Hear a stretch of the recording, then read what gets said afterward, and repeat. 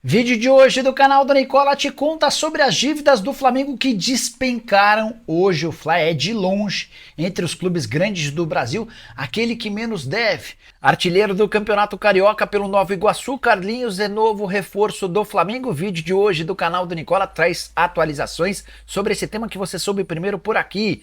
Preciso te contar também. O Flamengo ficou com a faca e o queijo na mão para se sagrar campeão carioca de 2024. Vídeo de hoje do canal do Nicola fala sobre os 3-0 contra o Nova Iguaçu. Tudo isso e muito mais a partir de agora. Antes, deixa eu só me apresentar. Me chamo Jorge Nicola, sou jornalista esportivo e a missão por aqui é deixar você por dentro de tudo que está rolando com o seu clube do coração para não perder nada. Aperta o botão vermelho de inscreva-se, ativa todas as notificações, também deixa like. Combinado? Bora te contar sobre a história curiosa que o goleiro Hugo Souza, também conhecido como Neneca, viveu na tarde dessa sexta-feira. Ele pertence ao Flamengo e está emprestado ao Chaves de Portugal. O time dele, que é o lanterna do Campeonato Nacional, última colocação, grandíssima chance de ser rebaixado até de forma antecipada, e enfrentou o Benfica no Estádio da Luz, na casa do Benfica. E o Hugo Souza conseguiu defender 3 pênaltis. O primeiro deles do Di Maria, sem nem dar rebote. Depois o Arthur Cabral, ex-jogador do Palmeiras e do Ceará, foi cobrar, ele defendeu. O árbitro acabou anulando por conta de invasão. Houve uma outra cobrança e aí o Neneca pegou mais uma. Foram 3 pênaltis defendidos, 2 validados, um deles acabou anulado. De qualquer forma, apesar de tudo isso, o Chaves perdeu por 1-0. E se manteve na última colocação da chave do campeonato, quer dizer, são 24 partidas disputadas pelo Neneca, que é titular absoluto, 49 gols sofridos. Só para arrematar, vale a lembrança de que o Neneca tem a opção de compra para o Chaves por 1.200.000 euros por 50% dos direitos econômicos. Dá para dizer que é um valor baixo. Resta saber se o Chaves, rebaixado para a segunda divisão, vai ter capacidade para fazer esse investimento. Se não, é possível que outros clubes, especialmente de Portugal, com maior capacidade financeira, procurem o Flamengo em busca do atleta. Só para completar, ainda sobre o Fla, daqui a pouco eu conto sobre as dívidas, tá? Mas só para contar que Santiago Campos, lateral que foi campeão com o Flamengo na Libertadores Sub-20, seria a opção para a reserva do Varela. Você sabe que o Flamengo tem enfrentado problemas nessa posição, mas por causa do Tite, ou por opção do Tite, já o Lohan, atacante grande destaque do time campeão do torneio Sub-20 da Libertadores, esse participou do treino com os profissionais e está relacionado para a decisão contra o Nova Iguaçu. Quer falar sobre as dívidas do Flamengo? Os números são absurdamente bons. O rubro-negro fechou a temporada passada devendo apenas 48 milhões de reais. Já havia contado para vocês, inclusive, que as dívidas bancárias não existem. Hoje o Flamengo não tem qualquer dívida com bancos. E esses 48 milhões de reais mostram a evolução do Flamengo. 10 anos atrás, em 2013, o Flamengo devia 750 milhões de reais, ou seja, em 10 anos o rubro-negro matou mais de 700 milhões de reais em dívidas. Queria contar para vocês como é que se deu essa escala de redução. Em 2013 com 750 milhões de reais, em 2014 eram 660 milhões. Perceba como na era Eduardo Bandeira de Mello a dívida que só subia começou a cair. Aí, em 2015, 554 milhões, em 2016, 472 milhões, em 2017 ela bate 450 milhões de reais. Depois ela começa a subir um pouquinho, 455 milhões em 2018, 466 milhões em 2019 e bate 585 milhões de reais em 2020, muito por conta da pandemia. Aí a coisa declina de forma considerável.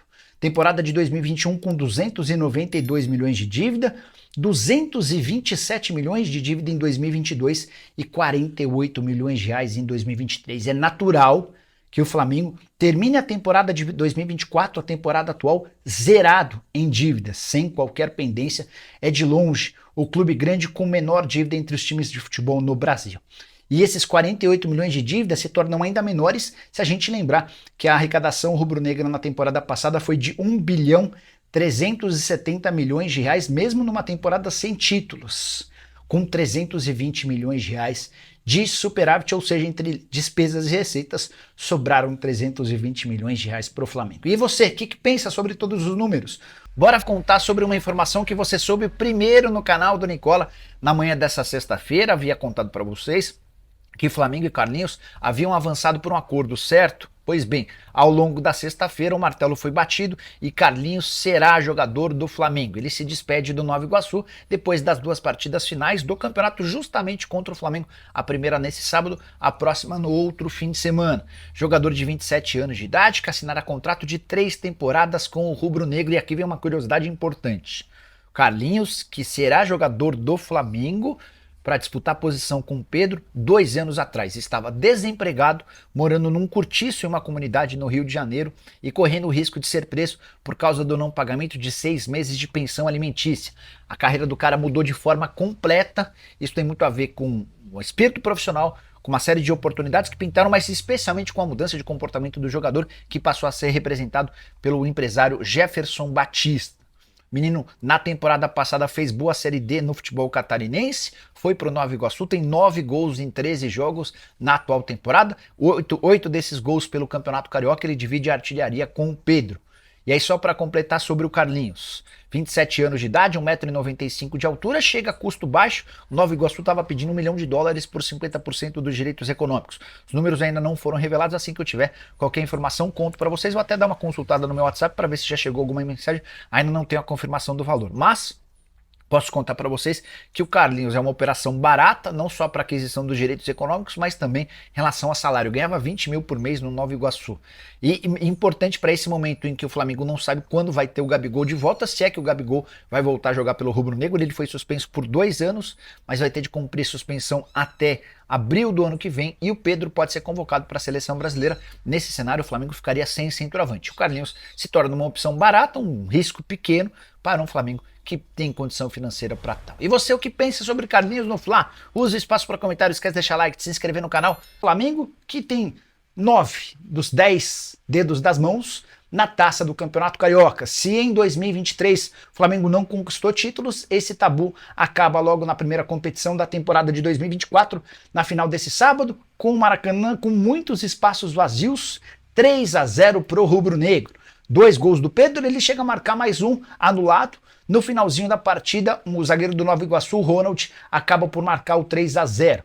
Dessa maneira, por ter melhor campanha, o Flamengo ainda joga podendo perder por 3 gols de diferença na partida da volta na próxima semana, no mesmo Maracanã, para se sagrar campeão. Acho que nem o mais otimista torcedor do Nova Iguaçu imagina um desfecho diferente do que o Flamengo campeão carioca. Falei sobre o público, né?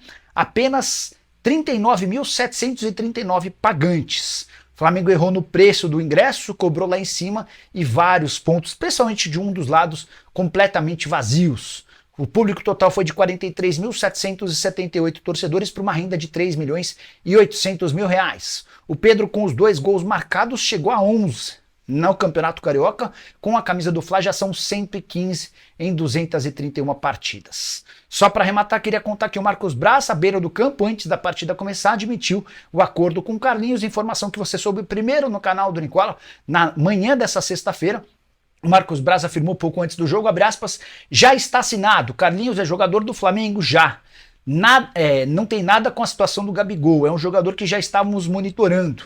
A gente fez isso antes das finais, porque entendemos que a gente poderia perder o jogador para um clube aqui do Rio ou fora do Brasil. Clube aqui do Rio, imagino que fosse o Vasco, um dos interessados na contratação do atleta. O presidente do Nova Iguaçu também confirmou o negócio. Carlinhos, depois da partida, disse que está focado na final do Campeonato Carioca, mas é a realização de um sonho atuar pelo Flamengo. E você acha que o Carlinhos pode ajudar? Tem alguma dúvida de que o Flamengo será campeão? Use o espaço para comentário, para opinar, para deixar seu like, se inscreve também. A gente se encontra assim que surgir notícia. Abraço, tchau! Olá, torcedores do Flamengo.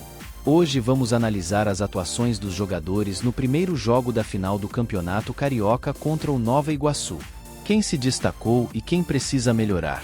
Vamos conferir as notas e os destaques dessa partida. No primeiro embate da final do Campeonato Carioca contra o Nova Iguaçu, o Flamengo mostrou superioridade e garantiu uma vitória tranquila. Vamos agora analisar as atuações individuais dos jogadores rubro-negros.